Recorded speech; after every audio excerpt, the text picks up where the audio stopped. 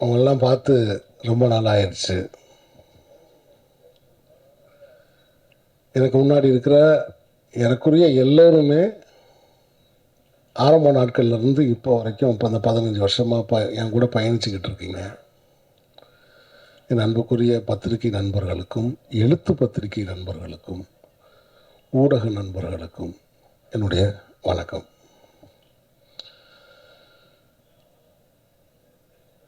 சினிமாவுடைய வளர்ச்சிக்கு மிக முக்கியமான தேவை என்ன அப்படின்னு நான் எப்பயுமே சிந்திச்சுக்கிட்டே இருப்பேன்.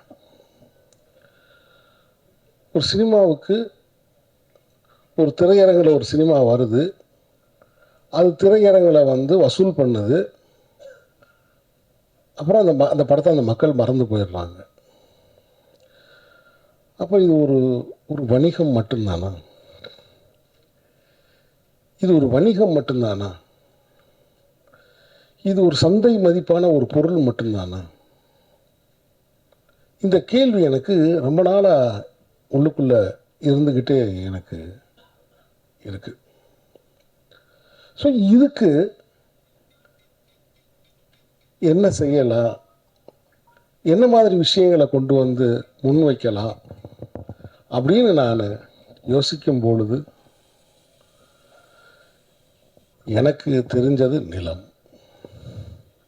அது என்னோட நிலம், என்னோட ஊர், நான் வாழ்ந்த வாழ்க்கை, நான் வாழ விரும்புகிற ஒரு வாழ்க்கை. அந்த மண் கதை அப்படிங்கனாலே அது நிலம்தான், நிலத்தோட சம்பந்தப்பட்டது.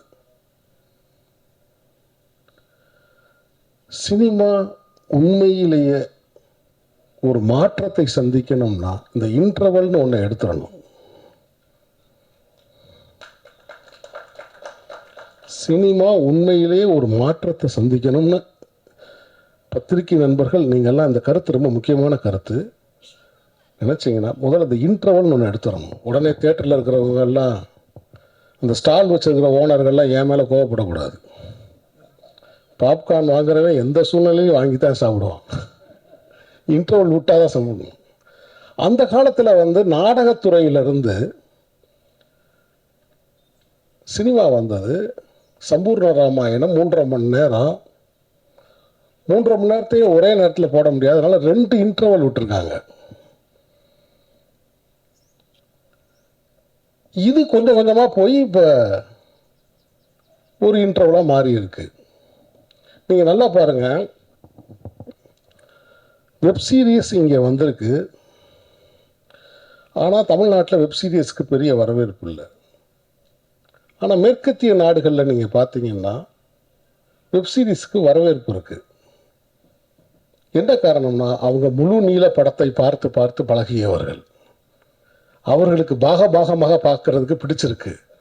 நம்ம 2 எபிசோடாக பார்த்துக்கிட்டே இருக்கோம், first half second half, first half second ஆஃப்னு 2 எபிசோடாக பார்க்குறோம். அதனால தான் கூட ஒரு 3 எபிசோடை வச்சா நமக்கு பிடிக்க மாட்டேங்குது. அப்போ ஒரு சினிமா என்பது ஒரு முழு உடல். அதில் அரை மணி நேரம் போயிட்டு அதை ஸ்டாப் பண்ணிவிட்டு இதுக்கு முன்னாடி எப்படி இருக்குன்னு கேட்குறதே தவறு. முழு உடல், ஒரு முழு தரிசனம். அப்படி ஒரு முழு தரிசனம் இந்த கோழிப்பண்ணை செல்லத்துறையில் கண்டிப்பாக கிடைக்கும்.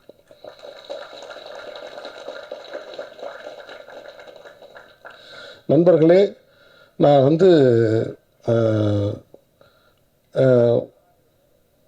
கொஞ்சம் ஒரு 5 நிமிஷம் அதிகமாக பேசினாலும் சில கருத்துக்களை நான் உங்களோடு பகிர்ந்து கொள்ள வேண்டும் என்று நான் ஆசைப்படுகிறேன்.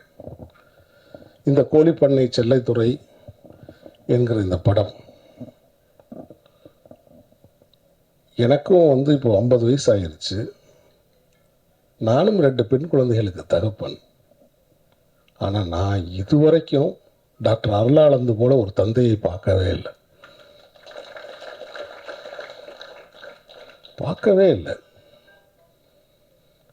எனக்கு தெரிஞ்சு உதாரணம் சொல்றது கூட காவியத்தில் கூட ஆட்கள் இல்லை. நான் இது மிகையா நான் சொல்லலை. காவியத்தில் கூட இவ்வளவு பாசமாக, இவ்வளவு அன்பாக, அதே சமயத்தில் ஒரு திட்டமிட்டு ஒரு தெளிவோட ஒரு காரியத்தை முன் நகர்த்தி போகிற ஒரு தந்தையை நான் இப்போ இது வரைக்கும் நான் பார்க்கவே இல்லை. என்னை முதலில் அழைத்தது ஒரு தந்தை. ஒரு தந்தை தான் என்னை அழைச்சார். என்னுடைய நண்பர் ஒரு இயக்குனர் மூலமாக ஒரு தந்தை என்னை அழைத்தார். முதல்ல ஃபோனில் பேசிட்டு இருந்தார்.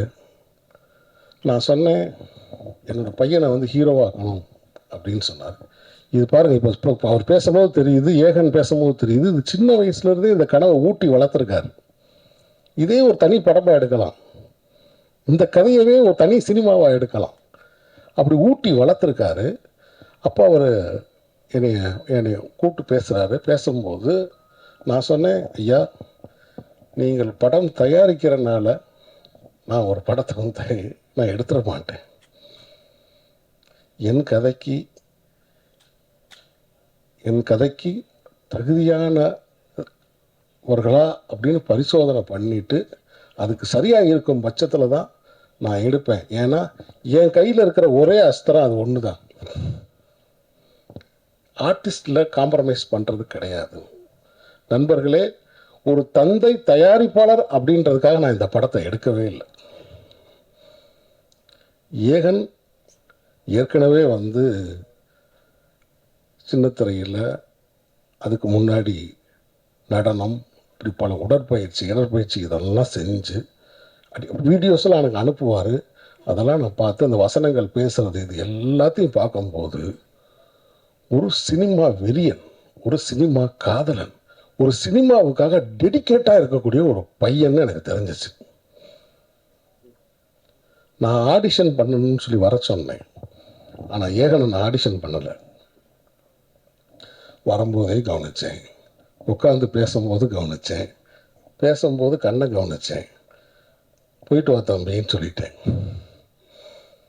ஏன்னா இந்த இளைஞன் ஒரு சிறந்த நடிகனாக வர்றதுக்கு வாய்ப்பு இருக்குது அப்படிங்கிறத நான் புரிஞ்சுக்கிட்டேன். சிறந்த நடிப்பு அப்படின்னா என்ன? நான் நடிப்பு சொல்லி கொடுக்குற வாத்தியார் கிடையாது. நடிப்பு சொல்லி கொடுக்குற வாத்தியார் கிடையாது, நடிப்பை வாங்குகிற வாத்தியார். இதெல்லாம் புரிஞ்சுக்கோங்க. நான் நடித்து காமிச்சு அவங்க நடிகன்னு சொல்கிற நடிப்பு சொல்லி கொடுக்குற வாத்தியார் கிடையாது. அப்படி யாருமே செய்ய முடியாது. இப்போ இளையராஜா ஒரு பாட்டு ரெக்கார்ட் பண்ணணும்னு நினைக்கிறாரு. வயலினே வாசிக்க தெரியாத ஒருத்தரை கூப்பிட்டு, இசைஞானி இளையராஜா வயலினே வாசிக்க தெரியாத ஒருத்தரை கூப்பிட்டு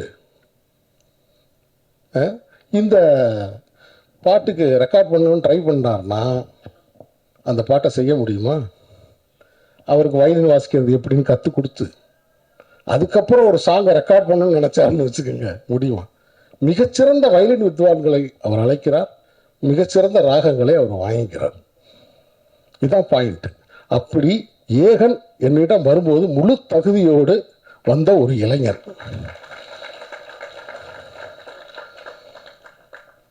என்னுடைய வேலை என்னன்னா ரொம்ப சிம்பிளான வேலை தான். முதல்ல செட்டில் யாரையும் பதற வைக்க மாட்டேன். செட்டில் யாரையுமே நான் பதற வைக்க மாட்டேன். ரொம்ப கூலாக இருப்பேன். எனக்கு டென்ஷன் இருந்தாலும் அதை குறிப்பாக நடிகர்கள் மீது நான் காட்ட மாட்டேன். ஏகனை நான் திட்டினதே இல்லைன்னு நினைக்கிறேன். ஒரு நாள் கூட நான் திட்டினது இல்லை. அதே மாதிரி யாரையுமே நான் திட்டவே மாட்டேன். முதல்ல கூலாக இருக்க விடுவேன். ஏன்னா நீங்கள் கயரை ஆட்டிக்கிட்டே இருந்தீங்கன்னா பறவைகள் அமைதியாக வந்து உட்காராது. எல்லாரையும் அமைதியாக என்ன ஒரு சூழலில் நம்ம இருக்கும் பொழுது அவர்களுடைய இயல்புணர்ச்சி வெளியே வரும். அந்த இயல்புணர்ச்சியை நம்ம தூண்ட முடியும். என்னுடைய வேலை ஒரு நடிகரிடம் இருந்த இயல்புணர்ச்சியை தூண்டுறது தான். அதுக்கு முதல்ல செட்டை அமைதியாக வச்சுருப்பேன். இவ்வளோதாங்க, இவ்வளோதான் விஷயமே. அதனால் நான் யாரையும் அறிமுகப்படுத்தினதான் நான் எப்பயுமே நினைக்கிறது கிடையாது. ஏகனுக்கு ஒரு ஒளிமயமான எதிர்காலம் இருக்குது. அதற்கு ஒரு முக்கியமான காரணம் ஒரு தந்தை என்றாலும் ஏகன் நன்றாக வர வேண்டும் என்று அவருக்கு பின்னால் இருந்து அவருடைய தாயார் தினமும் பிரார்த்தனை செய்து கொண்டே இருக்கிறார். வேண்டாத தெய்வங்கள் இல்லை, அதை வேண்டிக் கொண்டே இருக்கிறார். என்கிட்ட வந்து அந்த ஷூட்டிங் ஸ்பாட்டை விட்டு போகும்போது உங்கள்கிட்ட ஒப்படைச்சிட்டு போகிறேன்னாரு அப்படின்னு சொன்னாங்க. கரெக்டாக 4வது நாள் ஏகனுக்கு கை பிசங்கிருச்சு ஒரு இதை எடுத்து அடிக்கும்போது.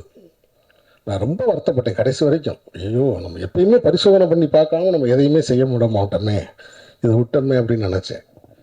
ஸோ அப்படி மேத்யூ பற்றி சொல்லணும்னா, இந்த 2 பேருக்குமே சினிமா நல்லா தெரியும். 2 பேருக்கு நல்லா சினிமா தெரிஞ்சால் ஒரு சினிமா தெரிஞ்ச இயக்குனர் நடுவில் எவ்வளோ தவிப்போட நிற்பான்னு மட்டும் பாருங்க. நான் சொல்கிறது உங்களுக்கு புரியுதா? அந்த நேரத்துலலாம் என்னை காப்பாற்றின பெருமான் அவர் தான். ஸோ ரொம்ப அற்புதமான பிள்ளை. நான் பார்த்து ரொம்ப வியந்துட்டேன். இந்த வயசில் இவ்வளவு பொறுப்புணர்ச்சி, இவ்வளவு கடமை உணர்ச்சி, ஒரு பிளான் ஒன்றும் இல்லைங்க. ஒரு நாள் ஏதோ ஒரு 1 ஏக்கர் நிலம்னு சொன்னேன், அது எத்தனை ஃப்ளாட்டுன்னு சொன்னாப்புல. நான் அப்படியே அரண்டேன். என்னடா ஒரு ஏக்கர் இடம்னு ஏதோ சொன்னேன். ஒரு ஏக்கர் 20 சென்ட் தம்பி அப்படின்னேன். அப்படியா சார், அப்படின்னா அது இத்தனை ஃப்ளாட்டு சார் அப்படின்னாப்புல. ஸோ அந்தளவுக்கு அறிவு நுட்பம் எல்லாமே அவங்க தந்தை வந்து அந்த அளவுக்கு பிள்ளைகளை பிறருக்கு முன்னுதாரணமாக அவர் இருக்கார். இந்த நல்ல சந்தர்ப்பத்தில் நான் நிறைய எல்லா கலைஞர்களை பற்றி பேசுவேன். சத்யா தேவி. நான் சத்யா தேவி இதுக்கு முன்னாடி நடித்த அந்த ஆடியோ லான்ச்சில் நான் பார்த்துருக்கேன், பட் எனக்கு ஞாபகம் இல்லை. நான் அந்த இன்ஸ்டாகிராம் பார்த்தேன். அந்த இன்ஸ்டாகிராமில் அபிநயம் பிடிச்சா ஒரு பொண்ணு ஆடிட்டே இருந்துச்சு. யாரா அது, கருப்பாக இருக்கிற கேர் விஷயம் மாதிரி இருக்குது, கூப்பிடுங்களா அப்படின்னு சொன்னேன். அதுக்கப்புறம் சங்கர் தம்பி தான் கூப்பிட்டு வந்தாப்புல. அப்படி தான் இருந்துச்சு. அதே மாதிரி எனக்கு வந்து என்னென்னா, நம்ம அந்த ஊரோட மனத்தோடு இருக்கணும். ஏன்னா நான் வந்து என்னென்னா, நிறைய படங்களில் கொண்டு போய் பெயிண்ட் அடித்து பிள்ளைகளை பூரா கலரை டல் பண்ணி வெயிலில் அலைய விட்டு ரொம்ப கஷ்டப்படுத்தியிருக்கோன்ற இயல்பாகவே அழகாக வரணும் அப்படின்றதுக்காண்டி அப்படி நாங்கள் வந்து இந்த படத்தில் நான் செலக்ட் பண்ணேன். அதே மாதிரி குட்டி புலி, தினேஷ் ரொம்ப சிறப்பான நடிப்பு, நீங்கள் சிறப்பான நடிப்பு, அப்புறம் அப்படி நிறையா வேறு நவீன், உமா மேடம், இப்படி பவா செல்லத்துறை இந்த படத்தில் ரொம்ப சிறப்பாக நடிச்சிருக்காரு. லியோ சிவகுமார், அப்படி நிறைய நடிகர்கள் இந்த படத்தில் தன்னோட பங்களிப்பை கொடுத்துருக்காங்க. குறிப்பிட்ட நேரத்தில் குறிப்பிட்ட காலத்தில் இந்த படம் பதியப்பட்டுருச்சு. இந்த கோழிப்பண்ணை செல்லைத்துறை அப்படிங்கிற படம் முக்கியமான ஒரு விஷயத்தை சொல்லுது. வாழ்க்கை என்னை கைவிட்டுருச்சு, இந்த வாழ்க்கை இல்லை, நான் தோற்று போயிட்டேன், இந்த வாழ்க்கையில் எனக்கு யாருமே இல்லை அப்படின்னு யாராவது நினச்சிங்கன்னா அவங்களுக்கு இந்த படத்தில் ஒரு செய்தி இருக்குது.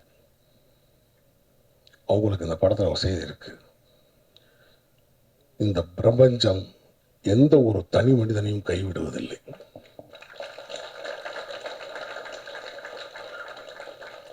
ஏதோ ஒரு ரூபத்தில் வந்து உங்களை அரவணைக்கும்.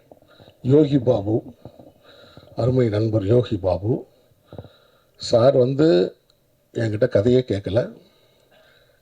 கேட்காம என்னை நம்பி வந்து குறிப்பிட்ட நாட்களில் அழகாக நடிச்சுட்டு அந்த பெரியசாமி அப்படிங்கிற கதாபாத்திரம் ஏகனுடைய பெரியப்பாவா மிகச்சிறப்பாக நடிச்சிருக்காங்க. இவங்க 2 பேர் காம்பினேஷன்ஸில் ஒரு சீன் இருக்குது. 2 பேர் காம்பினேஷனில் ஒரு கொஞ்சம் சைலண்ட்டாக அதே சமயத்தில் ரொம்ப உணர்ச்சியாக பேசக்கூடிய ஒரு காட்சி இருக்குது. ரொம்ப பிரமாதமாக அதில் ஏகனோட பெர்ஃபார்மன்ஸ் ரொம்ப பிரமாதமான பெர்ஃபார்மன்ஸ். நீங்களாம் பார்த்து ஆச்சரியப்பட போகிறீங்க. இது புது நடிகனா, புது ஹீரோவா அப்படின்னு நீங்களாம் ஆச்சரியப்படுவீங்க. அப்படி சர்வதேச விருதுகளும் தேசிய விருதுகளும் ஏகனுக்கு காத்துக்கிட்டு இருக்கு. படத்தில் இருக்கக்கூடிய எல்லா நடிகர்களும் இயல்பாக நடிக்கலைன்னா அந்த படம் வந்து இன்னைக்கு ஆக்லாண்டில் வந்து அமெரிக்காவில் அது செலக்ட் ஆகிருக்காது. 18ஆம் தேதி அந்த படம் அங்கே திரையிடுறாங்க. ஸோ அந்த படம் எடுத்த உடனே அமெரிக்காவில் திரையிடப்படுது. அதுமாதிரி அண்ணன் பிரபாகர், எனக்கு வந்து எழுத்தாளர் பிரபாகர் அவர்கள் இயக்குனர், இந்த கதையை நான் வந்து உருவாக்கிய பிறகு அண்ணன்ட்ட சொல்லும்போது எனக்கு அழகான ஒரு ஃபஸ்ட்டு டிராஃப்ட் ஒன்று எனக்கு ரெடி பண்ணி எழுதி கொடுத்தாங்க. இந்த படத்தில் நான் அவரும் சேர்ந்து தான் வசனங்கள் எழுதியிருக்கோம். அப்படி பெரிய ஒரு உழைப்பு இந்த படத்தில் இருக்குது. இந்த விழாவுக்கு வந்து சிறப்பித்த மக்கள் செல்வன் விஜய் சேதுபதிக்கு என்னுடைய நன்றி.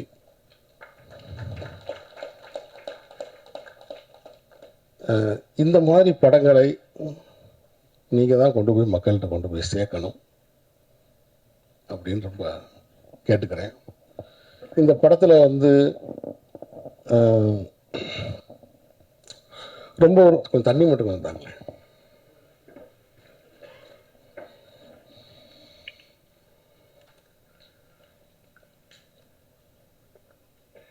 இப்போலாம் நீங்கள் வந்து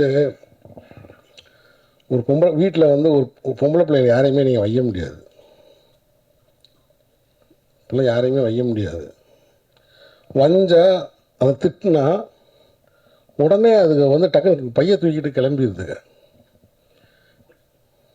முந்தி மாதிரி போகாமலாம் கிடையாது. டக்குன்னு உடனே பைய தூக்கிக்கிட்டு கிளம்பிடுங்க. என்னடா காரணம்னா வேற ஒன்றும் இல்லை, அதுக்கு எல்லாத்துக்குமே பஸ்ஸு வந்து ஃப்ரீ. நம்ம விரட்டி போய் பின்னாடி போய் ஏறணும்னு வச்சுக்கோங்களேன், நம்மகிட்ட டிக்கெட் கேட்குறாங்க. நீங்கள் பார்த்தீங்கன்னா சென்னை மட்டும் கிடையாது, தமிழ்நாடு ஃபுல்லாக வந்து பெண்கள் வந்து இப்போ நல்லா ஜாலியாக அவங்க நினச்ச இடத்துக்கு போகிறாங்க, கோயிலுக்கு போகிறாங்க, குளத்துக்கு போகிறாங்க, வேலைக்கு போகிறாங்க, நல்லா ஃப்ரீ மேலே யாருமே திட்ட முடியலை. உண்மையை சொல்ல போனால் ஆண்கள் தான் வந்து அடிமையாக இருக்காங்க. இது காரணம் யாருன்னா அது வேறு யாரும் இல்லை, நம்முடைய மாண்புமிகு முதல்வர் ஸ்டாலின் அவர்கள் தான். அவர் தான் இருக்கிறவங்கள பூராத்தையும் வந்து பெண்களுக்கு பூரா இலவச பஸ்ஸை கொடுத்து விட்டாப்புல. இதை ஏன் நான் குறிப்பிடுறேன்னா, லியோ சிவகுமார் நடிக்கிற அந்த சீனில் இந்த மாதிரி விஷயங்களை நாங்கள் அந்த படத்தில் சொல்லியிருக்கோம். நல்ல விஷயங்களை இந்த படத்தில் நாங்கள் சொல்லியிருக்கோம். அரசு மருத்துவமனையை நாங்கள் கொண்டாடி இருக்கோம். ஏன்னா அரசு மருத்துவமனைக்கு யாருமே போகிறதில்லை, ஆனால் அரசு மருத்துவமனையை நாங்கள் கொண்டாடி இருக்கிறோம். இந்த படத்தில் அரசு மருத்துவர்களையும் நாங்கள் வந்து பெருமைப்படுத்தியிருக்கிறோம் இந்த படத்தில். ஸோ ஆக மொத்தத்தில் இந்த படம் நிச்சயம் உங்களை ஏமாற்றாது. நிச்சயம் உங்களை ஏமாற்று. அதாவது வந்து விருதுக்குரிய படங்கள் விருது வாங்கிருச்சு, வாழ்வியல் படங்கள்னு சொல்கிறாங்க. போகலாமா வேணாமா? ஏன்னா இணையதளத்தில் வந்து நம்ம தான் பார்க்குறோமே எவ்வளோ கமெண்ட்ஸ் என்னன்னு. போகலாமா வேணாமா அப்படி இல்லை. எங்களுடைய சவாலே வேற. உள்ளூர் மக்களையும் ரசிக்க வைப்பது, உலக மக்களிடமும் போய் சேருவது. கோழிப்பண்ணை செல்லதுரை உள்ளூர் மக்களுக்கும் செல்லதுரையாகவும் உலக மக்களுக்கும் ஒரு செல்லதுரையாகவும் இந்த படம் உருவாகியிருக்கு. நான் எடுத்த படம்ன்றதுக்காக நானே பேச மாட்டேன். உலகத்திலே மிகப்பெரிய பயந்தோழி நான் தான். தான் செஞ்ச சின்ன பூதத்தை பார்த்து பயப்படுற ஒரு மந்திரவாதி இருக்காங்களா, அது நான் தான். இது என்ன செய்யுமோ ஏது செய்யுமோ, என்ன ஏகன் நல்லா இருக்கா, அவங்க அப்பாட்ட கேட்பேன், என்ன சார் நல்லா இருக்கா சார், இப்படி கேட்டுக்கிட்டு இருக்கக்கூடிய ஒரு ஆள் நானே கான்ஃபிடண்டாக சொல்கிறேன், இந்த படம் உங்களை கண்டிப்பாக ஏமாற்றாது. உங்கள் அனைவருக்கும் என்னுடைய நன்றி, வணக்கம்.